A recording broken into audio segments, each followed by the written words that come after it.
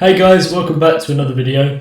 Today I'll be going over another SEO audit for ROM store projects, right? So I know we went over another SEO audit a couple of days ago, and I'm trying to build more and more of these videos going over different, SEO audits for local businesses. So if you'd like an SEO audit, or you know someone that would like an SEO audit that has a small business that wants to improve their SEO and improve the design of their site, send me an email or shoot me an email, the email in the description below, and I'll do one for free, right? As long as we can document the process on our YouTube channel, we'll basically go through these different foundational issues that are often overlooked by a lot of SEOs. We'll also be going over the design of the site as well and how to improve the design from a conversion rate optimization perspective. Now, what do I mean by that?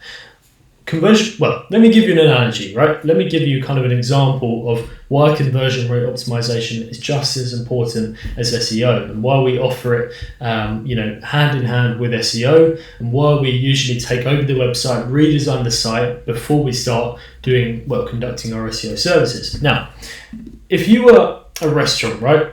And this restaurant was doing billboards, this restaurant was doing flyers, things like that, and they were bringing local clientele to their business, right? And there was people coming in, and when they come in, the service was slow, the food wasn't very nice, the interior wasn't very nice, people were rude, it didn't smell very nice in there. They would leave, right, wouldn't they? It's the same goes for your website. The same principle applies for your website. If you're doing PPC, if you're doing organic SEO, if you're investing in social media advertising, and you're getting traffic to the site, but the site is slow, the design isn't very nice, there's not great images on there, there aren't very good educational videos on there, there isn't very good educational content on there, it's not great in terms of usability, things like that, people are going to leave the site.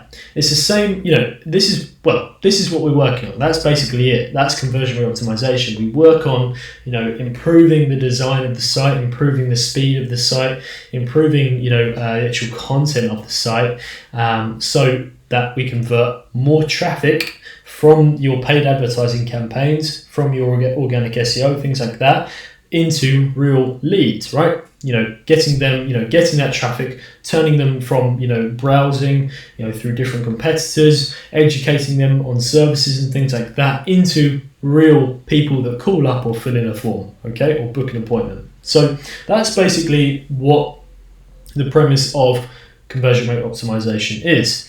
So to start off with, how would I improve this site's design, right? Don't worry, we will be going over the foundational SEO issues, but we'll be going over the kind of website design and the actual, the structure of the website first, okay?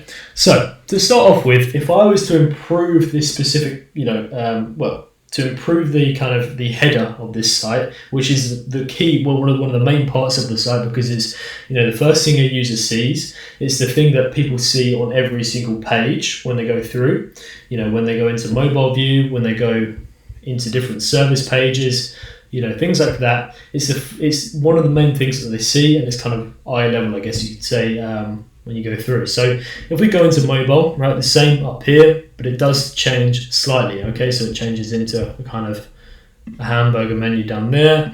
The click to call goes down there. And on that note, right, how could we improve this header? What could we add to this header to improve the usability, improve, the likelihood of that traffic becoming real clientele, right? First thing I would do, right, is I would move this kind of this click to call down here up into the actual header.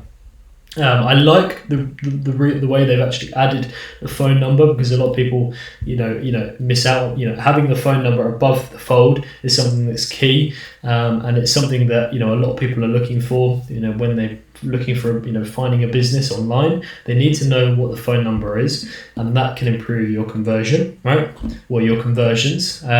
One thing I like about this as well is they haven't made this a click to call. So what I mean by this is, if I clicked on this, sometimes people, for example, let's just see if they've got it anywhere else on the site. If I was to click call for advice today. Okay, so that goes to a contact us page, which is nice, right? If I was to click this button here, it would come up with this, because you can't make a call on your desktop, right? So what is nice about this is they haven't made this a click-to-call because click-to-calls are near enough useless, right? So, but when we go into the kind of mobile view, we have got a click-to-call down here, because if you're on a smartphone, I know most of the world has smartphones now, if you click a click-to-call in mobile view, it will call the business straight away, right? So you want to make sure that those click-to-calls are clear. I wouldn't have it in the bottom right corner. I would have it in the header down here, so it's in kind of, this up here. I would probably have this as like a chat button as opposed to a click-to-call. So that would be my first improvement, right? But I like the way they've added that phone number in the top header in the top right corner, right? Okay. Now, the next part would be adding a search bar, which is part of our checklist as well. So if we go down to the bottom of the checklist down here, and then we just do a Z there, would be adding a search bar to the header. And now, the reason why I would add a search bar to the header is to improve the usability and the navigation for the user so they can find what they're looking for. And I would like to capture those kind of search queries that are kind of slipping through the cracks, I guess you could say. So those search queries could be, how much does mezzanine floors cost, right? How much do office partition or framed partitions cost, right? What's the difference between frameless and framed partitions, right? It's just an example. Are there any reviews specifically for mezzanine floors, right? And these would be things that these would be things that may slip through the gaps when searching, using the search feature on your site, right? And we've set this up for another client of ours, adding this search feature in here, and they can find certain things, and then we can actually track what they're looking for and the certain queries that are coming up in the search bar, and we can connect this up to Google Analytics. Well, I know we can do it with this feature. Certain other features, certain other widgets may be different, but we can actually connect this up with Google Analytics and track what people are looking for. So you're creating content around those you're creating content around those queries for users on your site, right? And you can do this in a number of different ways. A good example would be call tracking as well. If you're tracking the calls to the business, which a lot of business owners should be doing, you can actually figure out you can hear what your customers are looking for, right? You're physically listening to your customer, and then if they're calling up and they're saying, look, how much is mezzanine floors? Do you have a budget calculator on your site? Do you have, what's the difference between one, service to another? So what you can do is then take that content or take those queries and then build content around it on your website, right? So these are the different things that you can do to really listen to your customer. And that's why we set it up. Okay, next thing I would do is add a call to action in that header as well, just like we've done on this site, adding like a contact us, just because it's just nice to have a call to action above the fold on every single page. Sometimes, for example, these pages, as much as they should do, some of these service pages, as much as they should have call to actions above the fold. They don't, right? They don't have any kind of buttons above the fold up here, so I would add a button in this header section, just to improve that likelihood of that traffic becoming a lead, right? So adding those buttons above the fold are key. Contact us. It could be book a free site visit. I know that's one of their book a free site visit up there, which is nice. You could have that, up here. A address, I wouldn't focus on an address for now, because these are kind of offering, services and products to a national clientele as opposed to a local clientele. So maybe the address isn't something that users are really looking for. I would obviously have it, don't get me wrong, having an NAP, is important, but maybe not having it in the key area of the header up here, okay? So, now, moving on to the actual content of the page or of the site. So moving on to the header, like the kind of navigation bar in here. One thing for sure, going back to what we talked about earlier with the search bar, one thing I would add across these pages is the cost, right? Something they've missed out on is the actual cost of the service, right? They haven't covered anything about the cost, anything about the pricing of the service. So, this is something that a lot of people are looking for, and especially, people that are comparing different competitors, they like to see the cost on your site. And it's building that level of transparency between you and the customer or the user on the site, right? Now, if we were to type up a competitor online, there's inflows, right, like this, and we were to see what the kind of competition are doing. So this is the kind of ranking number one. The first thing I see is get a budget cost in 60 seconds, right? Get a budget cost in 60 seconds, budget calculator. Now, sometimes I know for a fact, because it happens with my website design projects and things like that, pricing and costs can come with different variables, different things impact the cost, and that's why sometimes it's quite hard, quite difficult to specify the exact costings per client, right? Because every client is different, right? Now, you don't want to completely ignore it though. You want to find different ways around it. If there's lots of variables that come into play around cost and pricing, well then explain those variables. Create a page specifically explaining the different variables for mezzanine floors and how we price them. What's really nice about their competitor here is what they've done is they've taken these variables and they've applied them to a budget calculator, right? So the length, the width, the load type, the height, everything like that, and then they've given you an idea of how much it could cost using these different variables, which I really like, and this would be something that I'd highly recommend for this client. So I love this. This is really good because they've taken the variables and they've taken that kind of issue of every client is different, so there's lots of different variables that come into play, and they put it into an interactive calculator that users can use and figure out how much it would cost, right? And this is probably why they're ranking at the top, or one of the reasons why they're ranking at the top, because it's something that people will engage with. As you probably know, if you're in SEO, or if you're familiar with SEO, time on page and things like that and engagement rate are a very key factor with rankings. And if Google are seeing lots of people are landing on this site and looking at the kind of calculator and using this calculator for 5 to 10 minutes, that's seen as an engagement, and that's probably what's giving them that extra ranking, right? So I'd highly recommend doing that, setting that up on this page. Okay. Now, next part would be going back to pricing as well, adding the pricing across all of these different products as well. All of these different items, having a section on the pricing is super important. I highly recommend it. Okay. Now, another thing I would recommend from a content point of view as well is building videos that are like what I call them is 80% videos, right? And I learned this off of a very good well, I guess you could say it's an icon of mine. Let's go to Impact Plus, and he did. He's more of a, let's say, like a leader in my I guess you could say he's an educator. I like to learn about his kind of processes and things like that. His name is Marcus. I don't know his full name. His name is Marcus, but he basically covers something called They Ask and You Answer, right? And he talks about the importance of answering your customer questions and listening to your customer, answering their questions on your website, right?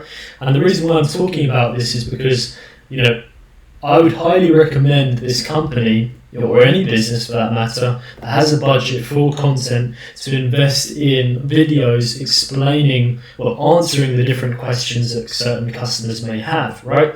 And he calls them 80% videos. So what he explains is every salesman answers 5 to 10 of the same questions on every call. And obviously, they're probably tired of having to answer them all the time. It's a waste of time, because what you can do is you can, make a video answering 80% of these questions on your site, right, and upload it to your site.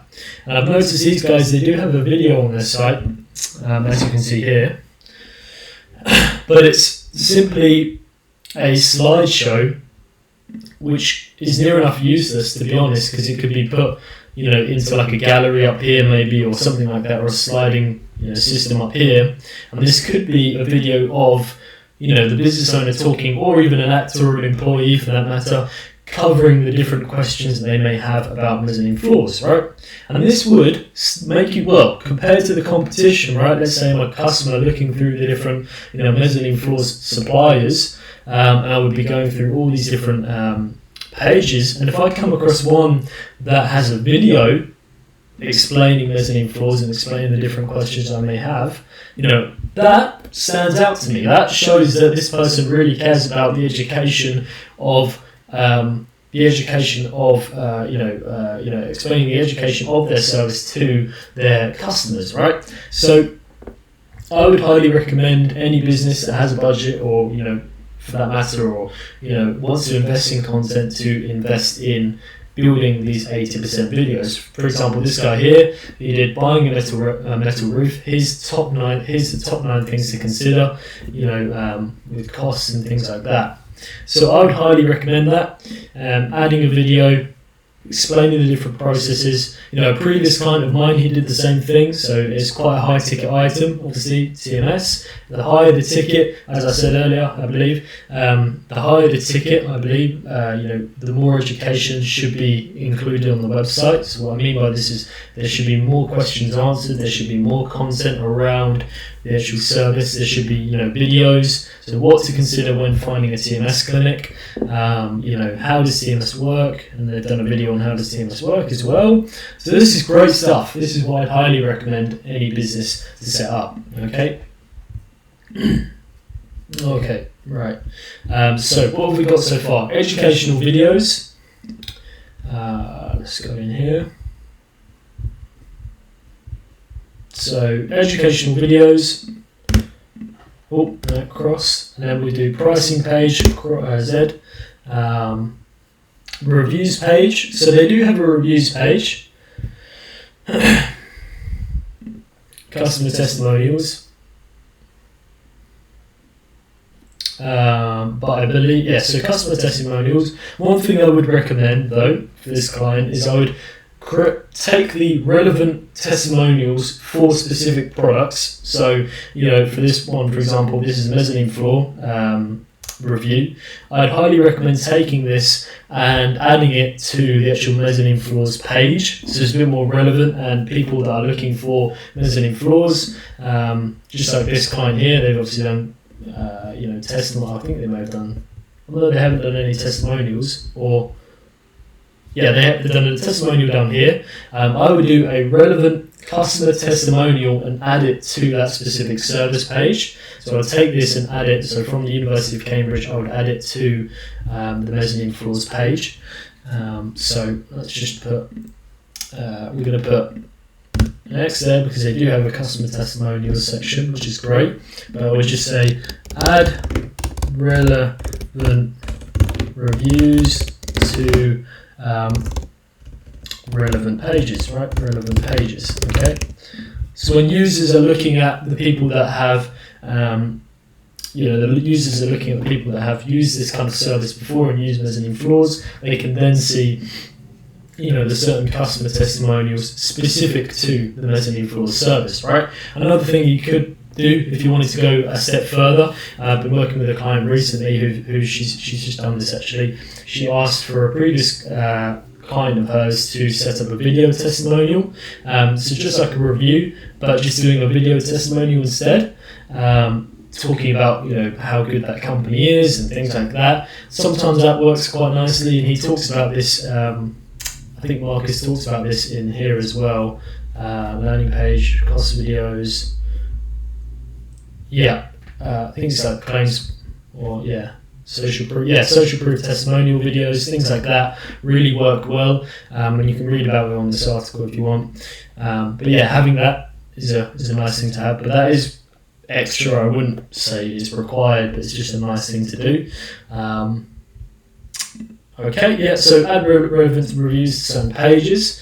Another thing I would recommend is, like I mentioned earlier, is having call to actions above the fold, right? So having a banner up here and then having a call to action above the fold would be a really nice idea, because obviously there are no call to actions up here. So obviously you'd have if you were to improve the header, let's say for example this page in here, So we would have the call to action in the header, and then we have another call to action in the banner up here, and then we have some details about pricing as well. So, I mean, to give you a good example of how important pricing was to us for this client as well, and how we believe it's like one of the main things that people are searching for when looking at business, is we've actually put it above the fold on this site, right? So we've added a call to action, obviously standard stuff, book an appointment. You just should have that. It's good practice. So having a banner up here, and then having, we've had this kind of pricing information instantly above the fold as well, so people can read about insurance and pricing here, watch a video on insurance there. So we've built that information, made it clearly accessible, and made it so important that it's above the fold, and it's one of the first things that users see when they land on this page. So that's what we've done. So having call to actions above the fold would be a nice idea. So I'm going to put a cross there, or a Z there. They do have it on the home page, which is great, but they've kind of missed the trick there on the rest of the pages. So I'd highly recommend doing that. Also, I would also recommend having utilizing this space on the side and adding more kind of, I guess you could say, secondary content that can help improve the kind of meat and potato, or the main content on the site. So what I mean by this is, when you land on this page, right? Let's go to the How Does TMS Work page. So when I scroll down, we've obviously got the main content, we've got the videos, we've got the content down here, and then we've got this kind of side content, which is like download the free guide. We've got forms to improve that, like, the likelihood of that traffic becoming a lead or becoming a client. So we've got forms, so it's easy for them to sign up. We've got guides. So I'd have maybe a guide on mezzanine floors. That's quite a nice idea as well, to help educate users.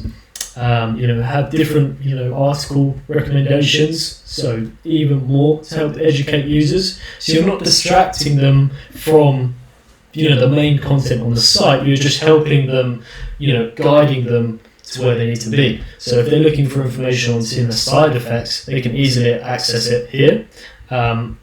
And then they've got, obviously, the main content here as well. So you're not distracting them with other pieces of content, right? Other pieces of written content. You're just improving the kind of their journey through the article, I guess you could say, if that makes sense. Comment below if you kind of lost understanding, things like that. So just comment below, and I'll try and explain it as best as I can. But what you want to do is, I just see a lot of opportunity here. I could see, forms being added on the side down here. I can see, guides being added down here. I can see, obviously, they've got the trick here. They've added like call to actions in here. Big red call to actions. But I would add, I can see a lot of opportunities here. So they give you a business space to grow. This is kind of near enough useless, to be honest. This section, this might as well not be here. You might as well have like a form, have some navigation links to some other pages that we've got at the top here. So if they're on the Learning Hub, they can navigate to the cost, they can navigate to the insurance coverage, they can navigate, to other things like the video library, everything like that. So having beneficial, things that help that guide that user through your website, through your article, creating that nice flow with the site can really improve, that user journey, and hopefully improve those conversions as well. So one guy I would recommend, if you want to learn more about how to improve the psychology of your design and things like that, and marketing in general and conversion rate optimization, is marketingexperiments.com.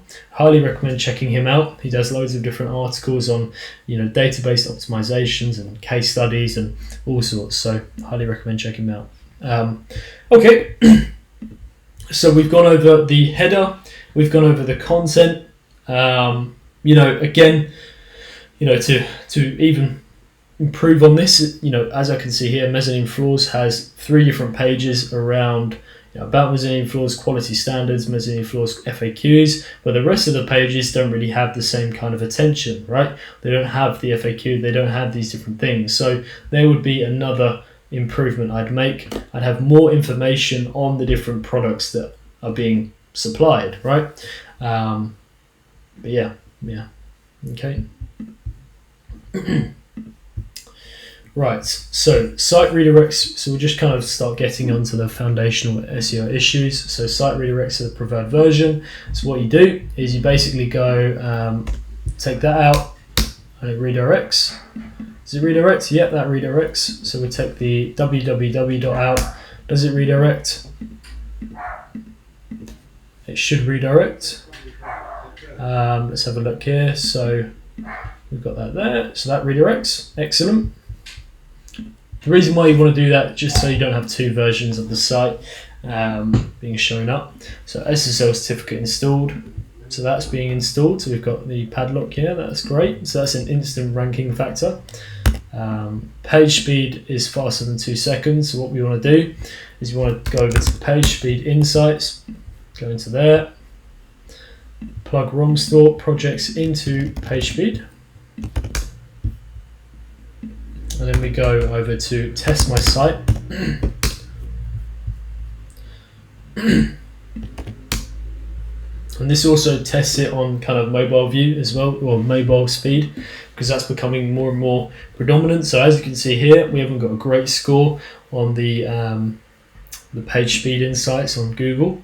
So we're going to do a, well, we'll just check the actual, so we'll just check, we'll take the Z there because that needs improving. We'll just check the actual time on how fast it loads the site on mobile. So 6.2 seconds on 4G, so it's pretty slow and it's improving. Now the reason why we focus on page speed is because one thing that page speed is, well, so Google is looking at page speed as a ranking factor now. So if your page speed is quite slow, it can have a negative impact on your SEO and on your rankings, right? Not only does it have a negative impact on your rankings and page experience and things like that, it also can affect the the user experience. Like we talk about how important user experience is. No one likes a slow site, so we really want to improve that too. So if the site is quite slow, we want to look at improving that. If we take the page as well, we'll put it into something called GT metrics. So there are a couple of tools that you can use. Oh, okay, Canada. Oh, so I actually did check this yesterday as well. So as you can see here, we've got, it's pretty good from this front. So this is desktop. So it's actually quite good from the page speed perspective, but in mobile it isn't as good, right? So we need to improve it on mobile.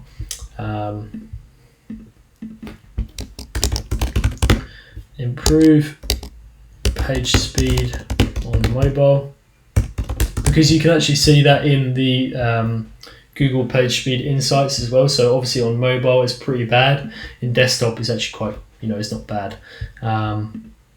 So we would need to look at the mobile view. Google Analytics exists. So what you want to do is you want to take the ROM store projects and you want to go to builtwith.com. Just plug that in there. So we can see that they're using Hotjar. Okay, Google Analytics, they're using Google Analytics, it's great. I don't have access to their Google Analytics, so I would have to, if they did, need work doing, I would have to log into there. Conversion tracking online and offline. So I don't have access to their Google Analytics, so I can't see what kind of conversion tracking they've got set up. But I can see that they are doing cool conversion tracking. So I'm going to give them a Z, because I can see that they've set up conversion tracking online. So what that usually means is tracking forms and things like that. But I can see that they're tracking cool conversion tracking, conversion linker, things like that. I can see that they've done some kind of, Google Analytics event tracking, things like that. So I can see that they're tracking things online. The reason why I'm giving them a Z though is because I don't know if they're tracking their calls or not, and that basically is the offline system. So what I mean by offline is tracking the calls to the business, and that's offline. So what we're going to do is we're going to ask if call tracking is set up. Okay. So the reason why you want to do that, I explained earlier, the importance of call tracking, but you can set that up using CallRail or call tracking metrics. There's lots of different tools out there, but they're the two that I'd recommend. Robot.txt exists. Okay, so what you want to do is you want to head over to the site. Okay, and then we just go dash robot.txt. So as you can see here, they've set up robot.txt, and that's basically allowing the Google bots to crawl the site. They've also added their sitemap, so it's telling Google, here's a sitemap, here's our pages, please crawl them. Index them or crawl them. Yeah. So robot.txt exists, that's great. XML sitemap exists, so XML sitemap included in robot.txt. So as you can see here, and if you are with Duda, so if you set your site up with the Duda website builder, they set this up automatically for you. So I would recommend, if you are building a site from scratch, all of our sites we transfer over to Duda. If someone wants to do SEO or anything like that, what we do is we just transfer the site onto Duda, and that usually improves some of these foundational issues instantly. So like having a sitemap, so XML sitemap, we'll just check here.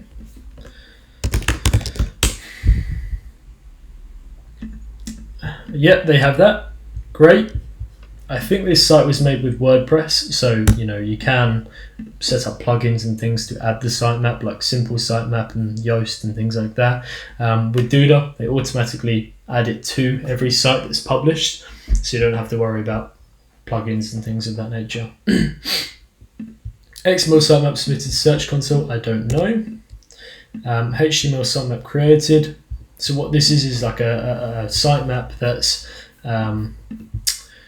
it's not an XML sitemap, but it's basically something for user experience purposes. So when people, say for example, someone can't find a specific page on the site, it's quite nice to have a HTML sitemap in the footer section down here. So if we just go, we'll just see if it's in here, sitemap. No, not XML. And what they usually look like, so as you can see, they don't have it in here. What they usually look like is here's an example.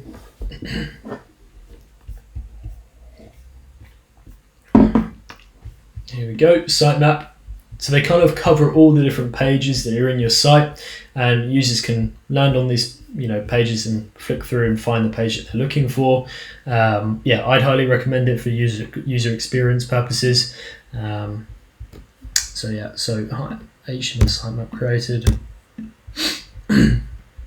Website submitted to Search Console. I'm not sure, I don't have access, but I assume they do have Search Console if they have Google Analytics. Content budget exists, I'm not sure. Website is easy to edit, it's on WordPress, so I probably, if I was to edit the site, I'd require it to be on Duda. Keywords and anchors mapped properly in phase 2. We haven't set it up yet. Internal links pointing to main pages, we'll cover that in a minute. All footer and header links work, we'll cover that in a minute. Website sandbox, and you can just check this by doing this. And what this enables you to do is to see that the pages are actually being indexed by Google. Sandbox is basically where the pages haven't been, they aren't showing up for whatever reason by Google in the Google search results. So we're going to put an X there. About page exists. So we just go to the page. Yep, they have an about us, which is great. Google likes to see this kind of stuff. Contact page exists. Contact us exists. Great. Unsecure content exists. I'm not going to cover that right now. Basically, what it means is say if your SSL certificate isn't installed on if it isn't working on certain pages, Usually that's what it means, but I know that it's fine on this site, so I'm going to put an X there actually. Favicon is basically the little icon in the tab up here, so they've got that, which is great. Terms of service page, okay, legal pages. Do they have any legal pages? They've got privacy policy and a cookie policy. So we're going to put an X there. We're going to do an X, oh no, is it an X there? Is it there?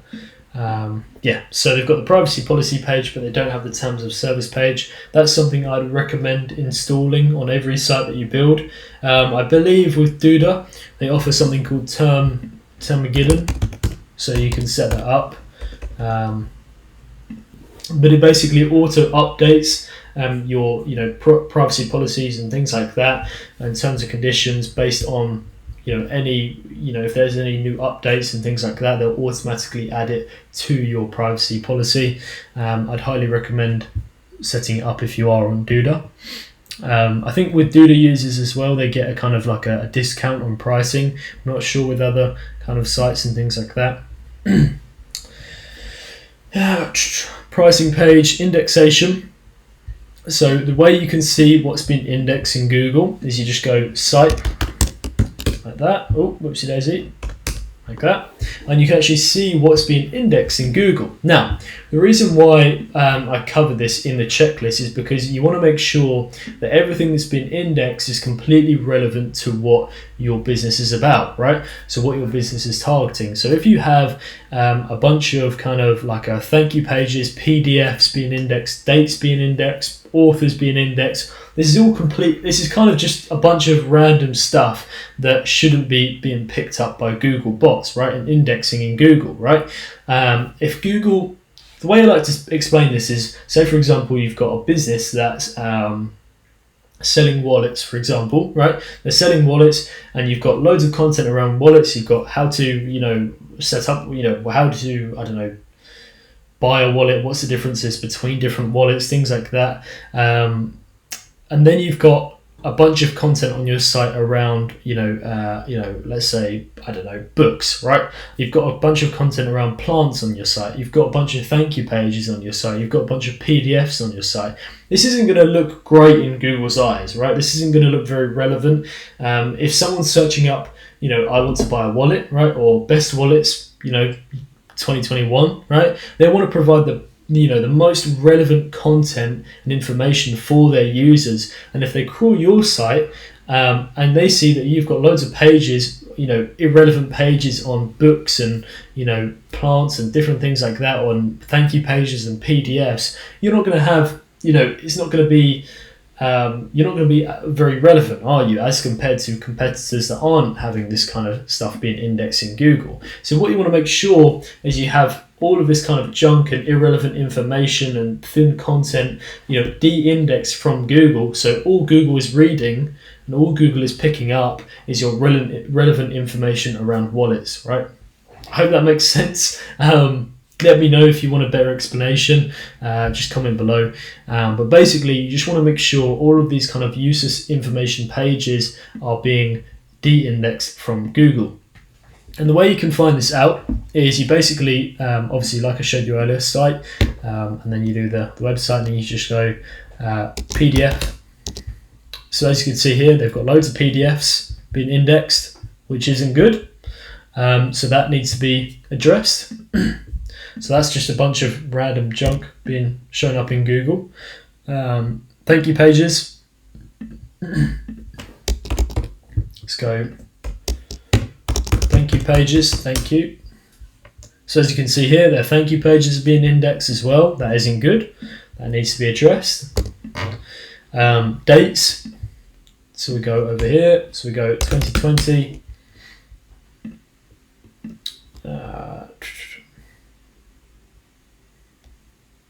Let's have a look here. Shelving storage catalog 2020. Yeah, no, that's fine. Post tags, authors. So we go authors, tags, categories,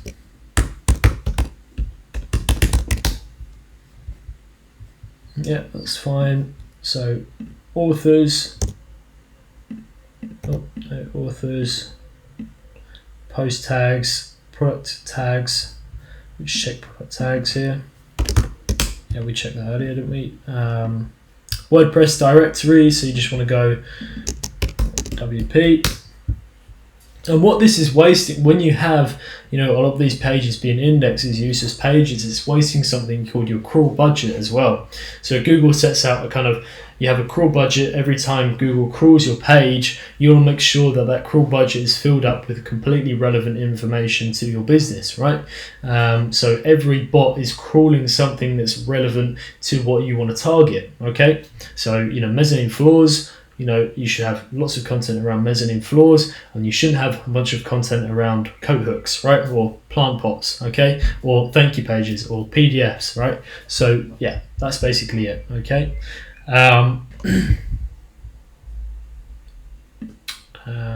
WordPress directories.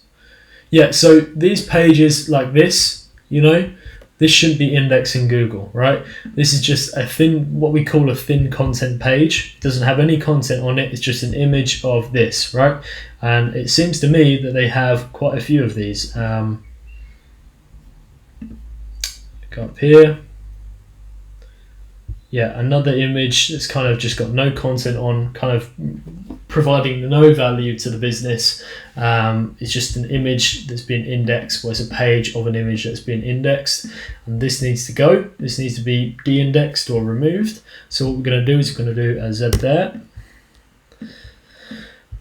Category pages, we checked that earlier. It's all good. Media attachments, what you can do is you can just go media attachments as JPEG. Okay.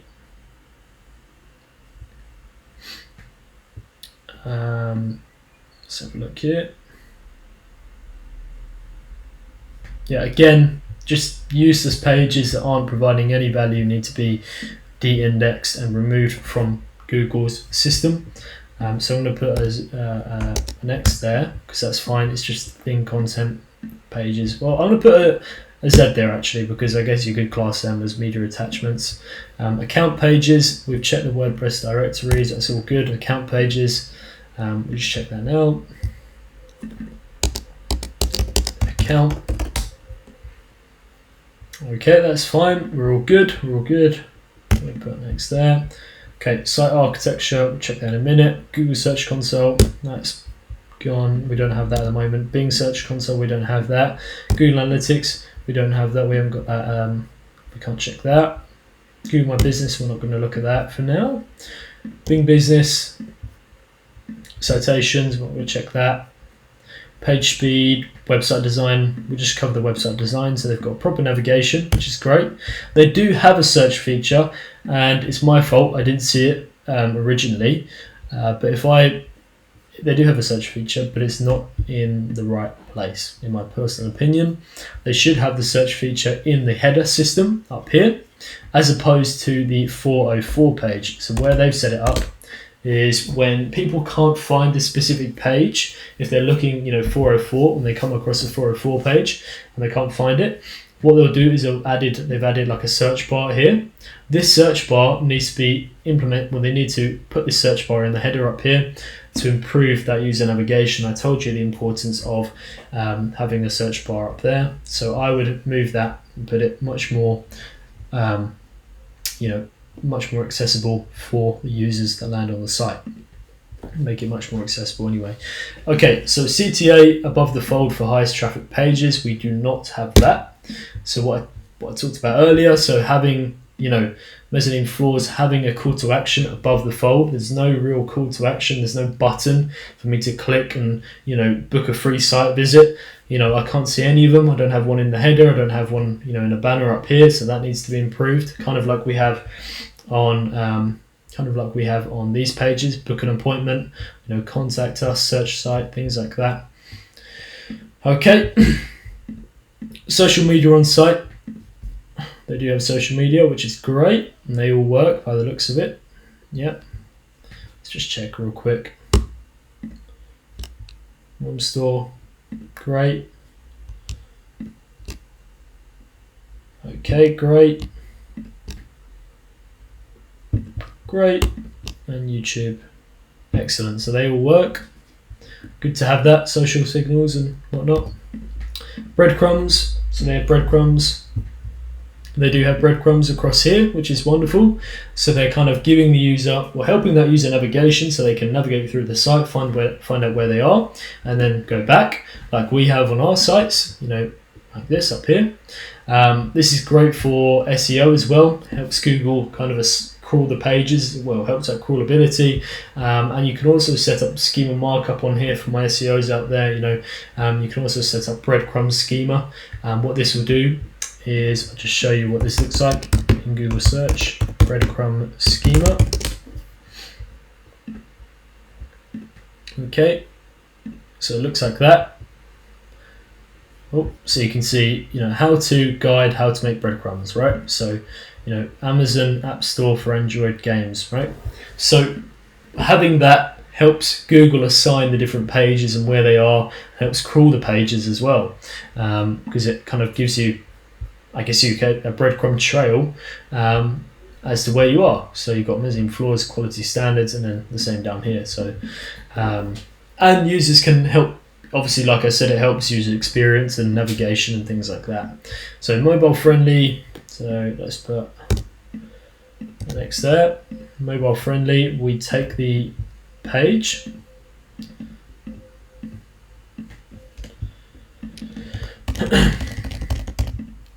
And then let me just go to so we just take the page, just checking something. Mobile friendly test, we just plug it in here. I did check earlier, I was checking the site, and I noticed there was a slight issue with the mobile view when I went into here, but it seems to have addressed itself. It may have been just an error on my side, but just have a look here. Takes a while to go to those pages, doesn't it? There we go. Yeah, it's all good. I mean, there's an issue as well. So in mobile view, maybe because I've just dragged my browser over, it may be different when I go on my smartphone, but the PDF you can hardly see the PDF, which is an issue. It's too big for mobile view. So that would be something I would address. With our sites, when we build our sites, we make sure that we build them separately across all different platforms. So we build the design in mobile completely separate to what we do in desktop and tablet, because we know there's a different user experience across each one. That's what's nice about Duda. While we build our sites, we make sure that, well, it enables you to completely build the site completely different on mobile, desktop, and mobile, desktop, and tablet. So yeah. So mobile friendly test, my page is mobile friendly, which is great. Yeah, okay, wonderful. So the reason why we want to make sure it's mobile friendly is because if it wasn't, that'd be a huge red flag from an SEO standpoint. Google wouldn't want to see that. That'd be hindering your SEO quite a bit, because they take mobile friendly, mobile friendly compatibility very seriously, because most people are going onto Google, going onto their websites on their mobile. And especially with this website as well, their page speed is really slow on, I can't remember, I've closed the tab now, but their page speed was really slow on mobile. So that would be something that I would address if I was working for them, okay? Site architecture. So site architecture basically is making sure that all of the pages have a categorized site. Everything is categorized across all of the different pages. So for example, if we go to mezzanine floors, then we go to the pages underneath, the sub pages, it goes mezzanine floors and then about mezzanine floors, which is great. So we can see that has, that's okay, that looks great. What you want to make sure when setting this up is the furthest you want to go in terms of crawl depth is a good tip, is about 3 steps. So you want to go shelving systems, office shelving, and then maybe one more is enough, right? You don't want to go any further than that because it can have a negative impact on your SEO in some cases, right? Yeah, okay. One way you can check this as well is if you take the URL and you plug it into something called Screaming Frog. It's free. They do have a free plan, and I'm on the free plan at the moment. My license ran out quite recently.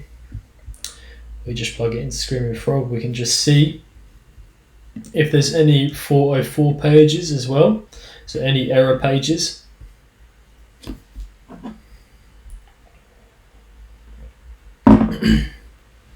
Okay, we just plug it in here. And then we can see all the different results that show up.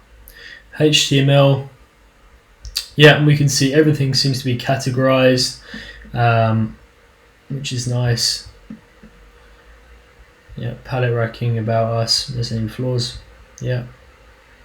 One thing I would say though, one thing I would check is within the news section. We go to our news and then we go to the blog posts. These should be, it should say our news and then the article. So it should say up here like our news and then like that, or our news and like that, as opposed to just going to one level page. Because it seems to be in the our news section, as you can see here, when we click on here, it for some reason changes to case studies and then this in here. So that would be something I would look at addressing, changing that, our news, making sure that these pages come under the our news section. So that is a good example of a uncategorized page. So we're going to put a Z there. We're going to put a Z there because of that specific issue. But it's not it's not massively, because I can see that most of the pages are categorized and things like that. There's no dodgy, URL structure by the looks of it across some of the main pages. I may need to look into this a bit more in depth just to make sure that's the case, but it seems to me that it's fine for the main pages anyway. 404 pages, so we just check in here. We could just remember to go filter by from HTML, go to HTML so you can see all the pages. And we can go status code, and then we can see that none of the pages have any 404 codes, which is great. Okay, so we go to X there, we go X there, we go X down there. Okay, wonderful. Right. All footer and header links work. I'll check that after this video. Internal links pointing to main pages. So one thing I would recommend, by the looks of it, mezzanine floors seems to be one of the main pages on the site, and I believe he mentioned that a while ago, that mezzanine floors was one of the most important products that they have, and they really want to push that product. But what I would recommend for any SEOs that are working for him or working for the business is creating internal links going back to that mezzanine floors page to improve the SEO, right? What I mean by this is creating relevant links in the different pages, and this is beneficial for bigger sites. This is much more beneficial for bigger sites with lots of pages, just like this one.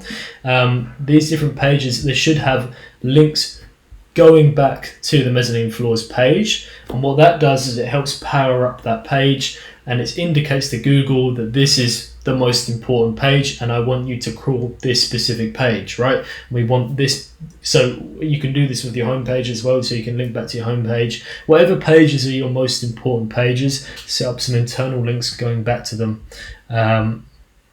We did do this on our client site, on a previous client site, so he wanted this page to be ranking in Tampa, so as TMS Therapy in Tampa. So what we did is all of the pages within the site now link back to that specific page. So bipolar treatment in Tampa, we've got TMS Therapy, and then it links back to TMS Tampa, and it's the same for the other pages. Navigate TMS Therapy, there you go. Okay, OCD treatment, so let's find one in here. We should have one. TMS targeting depression, so there's a depression one. TMS Therapy, let's find one. Here we go. There you go, TMS treatment. So that goes back to that one. So what you want to do when doing this as well, keep in mind that the internal links you're sending back to these pages to power up this specific page, make sure that they have relevant anchor text. So what I mean by this is when the anchor text that's linking back to that page should be like relevant to that page. So it should be TMS therapy, or TMS treatment, or TMS tamper. It shouldn't be like form, or it shouldn't be like dive. It should be something that's relevant going back to that page, right? So treatment of OCD goes back to what conditions are treated with TMS, right? Or it could go back to the OCD treatment page, right? So TMS for bipolar, and then we've got how does TMS work, and that goes to the how does TMS work page, right? So, and this is one of the other most important pages that we wanted to rank for, the how does TMS work page. So that's what I'd recommend, setting up some internal links on all of these different pages and really utilizing these different pages to link back to the main mezzanine floors page to help boost that ranking, right? Okay, internal links to, okay, so I'm going to put an X there. No, I'm going to put a Z there, sorry. Okay. We're not going to go fully in depth into the page speed optimization, but this is something that needs to be optimized and addressed for sure. Okay, and I'll probably go over that with him. Another thing is the schema markup. So the schema markup is basically the language that all search engines understand, and it helps improve your SERP. What I mean by this is it helps improve the kind of the SERP preview. So what I mean, let's give you an example, right? So say Florida TMS clinic. Okay, just take that, and what you can do is you just go site like that, and we can then see that there's stars showing up in the SERP, right? And this is called schema markup. What we can do is this is called aggregate rating markup. So it shows the reviews on the page and then it highlights them on the actual Google SERP. And if someone sees this in Google, right, and they're flicking through the different results and they see that one has 116 votes or 116 reviews, they'll be more likely to click on that, thus increasing something called your CTR or your click-through rate, right? And if Google sees this, it indirectly helps your SEO and you can increase rankings. If Google see that lots of people are clicking on your result, you'll actually go higher in the search engines and you get more traffic to your site over your competitors. So it's a really good idea having schema markup set up, and then it comes in lots of different forms. You can have review rating stars, you can have let's say you can have FAQ markup, so which looks like this, which can improve that click-through rate as well if they can see that if you're answering different questions. But what you have to make sure is whatever this kind of schema markup is representing, you have to make sure that it's on the actual page itself, right? So it has these different things down here, has these different FAQs, and then this is where it extracts that and shows it in Google. Okay, I hope that makes sense. If you want me to do like a I did do a video on it before, so check it out. Just type up schema markup Leo Cook in Google and you'll be able to find it. But basically, you want to make sure that you have some sort of schema markup set up on your site. And we kind of go through this kind of small checklist to see which schema markups the client has, right? And you can check this out using a tool called Structured Data Testing Tool. Head over to here. And we take this, right, wrong store. I'm not going to check every page, so we don't have the time at the moment. I think you can check it in Screaming Frog, I believe. You might be able to check it. So you can actually check for duplicate content now as well in Screaming Frog, which is quite nice. You can get this up here somewhere. Yeah, so structured data, you can see if there's any structured data in the site. So as you can see here, they've got organisation, schema markup set up, they've got website markup set up, and they've got blog markup set up, which is simple. It's quite nice. I would add some more information to this organization markup, maybe add the address or add some images, some logos and things like that. That could help out a bit more. Add a description. There's lots more you can add to the organization markup to improve Google's understanding of the website markup, which is nice. What I'd recommend is obviously improve markup. So what I'd say is notes. We're going to do next there because they do have it. Local business, they don't need that. You have to think about the relevance as well. So if a site is servicing a kind of a national clientele as opposed to a local clientele, maybe you want to consider doing an organization markup as opposed to a local business markup, right? You can't really have, I wouldn't recommend having both. But yeah, blog markup, they have that, which is nice. Breadcrumbs markup, they don't have that. So what I'd recommend is adding breadcrumbs markup, just to, I mentioned this earlier, but I'd recommend having breadcrumbs markup just to show these in the Google SERP. So breadcrumbs markup, FAQ markup, I'd have that on the site. Well, I'd add that in there. Article markup, I'd add that in there. Product markup, so that's kind of the review markup that I showed you earlier with the review stars. So I'd have that implemented. They've got web page markup. Contact page, don't have that, not really. I mean, I'd really focus on these areas in here, getting that FAQ in there, improving the organization markup, just to improve the click-through rate from Google. And you can actually see this in, let me just see this, schema errors. And you can see how well your click-through rate improves after adding this using Google Search Console, right? So if you head over to Google Search Console, if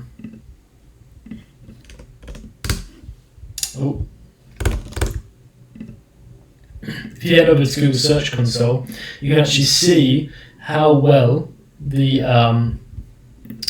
this is the other site, by the way, guys. It's their e-commerce site. But you can actually see the improvements in CTR, right? Click-through rate. And you can just compare, the last 3 months to the previous period. And you can see, like, if it's improved after you've added that schema markup, after you've added those review rating stars. And you can see 36.9%, 37, yeah. So you can actually see what's, the results of your efforts, okay?